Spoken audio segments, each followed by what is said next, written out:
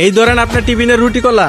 ভাই এটা কি কলা দিছেন? প্রত্যেকদিন কি কাঁচা কলা আর রুটি খাওয়া যায়? আর এটা তো বেশি কাঁচা কলা, এটা দিয়ে কিভাবে খাবো? কালকেও কাঁচা কলা দিছেন, খাইতে পারি নাই, না খাইয়াও 10টা পর্যন্ত ডিউটি করে গেছি। আমি এক্ষুনি বড় স্যারের কাছে যাইতেছি। আরে আপা, আপনি আমার সাথে চিল্লাইতেছেন কে?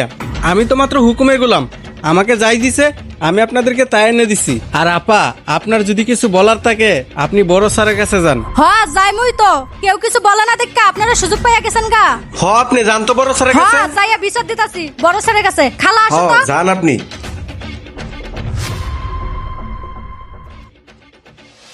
আজকে বিকেলের ভিতরে আমার সব অ্যাক্সেসরিজ লাগবে, না হলে কিন্তু মালটা ডেলিভারি দিতে পারবো না, কথাটা যেন মাথায় থাকে। স্যার আসসালামু আলাইকুম। এই তুমি একটু রাখো তো, পরে কথা বলতেছি। ওয়ালাইকুম আসসালাম। কি সমস্যা বলো? স্যার আপনার সাথে একটু কথা ছিল। হ্যাঁ বলো, কি সমস্যা? স্যার আমাদের প্রতিদিন টিফিনে এই কাঁচা কলা আর রুটি খেতে দেওয়া হয়। স্যার এগুলো কি খাওয়া যায়? কালকেও না খেয়েছিলাম, আজকেও 10টা পর্যন্ত না খেয়ে আছি। স্যার 10টা পর্যন্ত না খেয়ে থাকতে হয়, এইরকম হলে তো চাকরি করতে পারবো না। তোমাদের টিফিনে কি শুধু রুটি আর কলাই দেওয়া হয়? জি স্যার, শুধু কলা আর রুটি দেওয়া হয়। কেন, সাথে ডিম দেওয়া হয় না? না স্যার, ডিম তো দেওয়া হয় না। আচ্ছা দেও দেখি কলাটা। এই কলা তো কাঁচা, শুধু তোমাকেই দেয় না ফ্লোর সবাইকেই দেয়? হ্যাঁ স্যার, ফ্লোরে সবাই দেয়, এইরকমই দেয়, কিন্তু ভয়ে কেউ বলতে আসে না। স্যার আপনার বিশ্বাস হইতেছে না? ওই খালা এদিকে আসেন। আসসালামু আলাইকুম স্যার। ওয়ালাইকুম আসসালাম।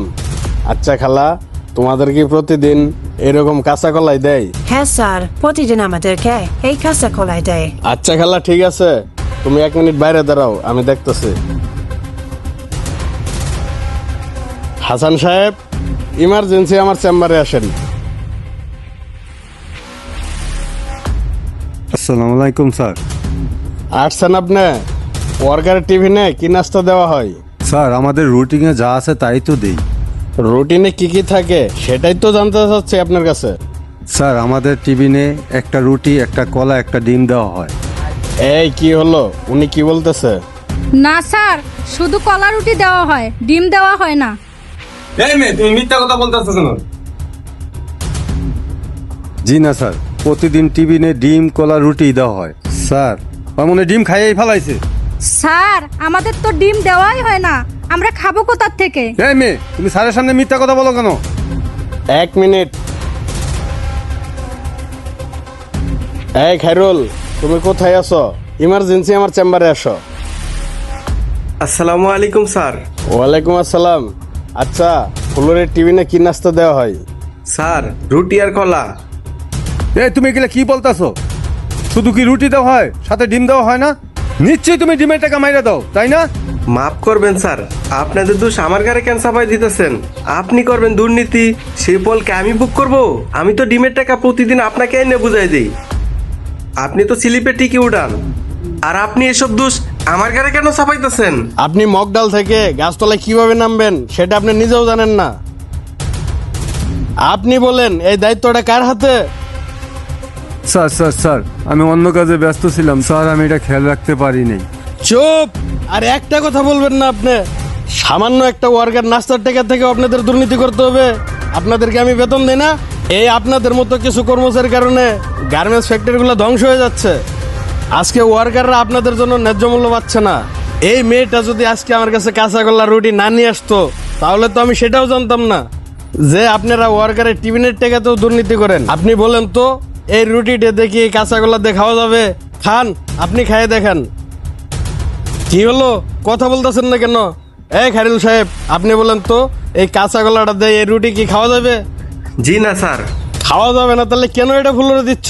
স্যার আমি তো ওই কলা রুটি দিতে চাইছিলাম না, ম্যানেজার স্যারা বলছে দেখি তো আমি দিছি। ম্যানেজার সাহেব, এই কলা রুটি আপনি খেতে পারবেন? জি না স্যার। আপনি যদি না খেতে পারেন ওরা কেমনে খাবে? আমার বোঝার কাম শেষ, আমি সব কিছু বুঝে গেছি। আপনাদের মতো ম্যানেজমেন্ট যদি আমার কোম্পানিতে থাকে, তাহলে আমার কোম্পানি ধ্বংস হইতে বেশি দিন লাগবে না। আপনি আজকের মধ্যে রিজাইন দিবেন, যান বেরোন।